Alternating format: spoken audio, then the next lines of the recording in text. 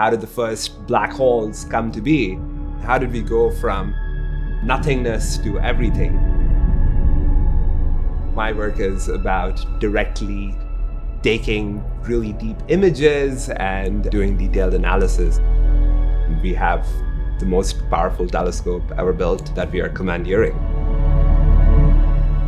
The questions that I think JWST has revealed are like even more puzzling in many ways than what we had in our minds when we went in.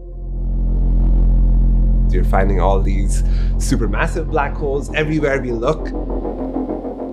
To me personally, like the biggest discovery has been this completely new types of astrophysics, completely new types of astrophysical phenomena that we'd never seen before.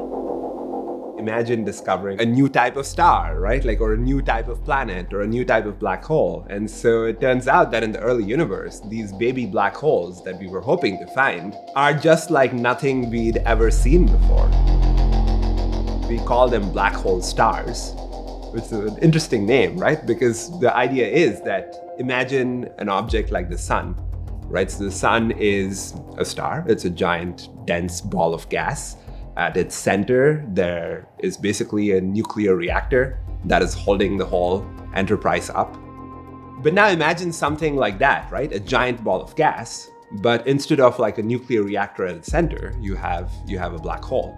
And the black hole produces the energy to keep this entire structure up. And so it turns out these objects are extremely common in the early universe. Every time you take an image, you see one of these, we call them little red dots. And now we've figured out that these little red dots are these black hole stars.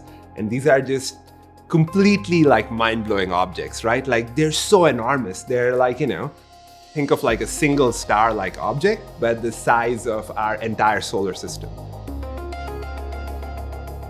All held together with this rapidly growing black hole at its center. It's something that we had to invent an entirely new name for. That's our contribution to the life story.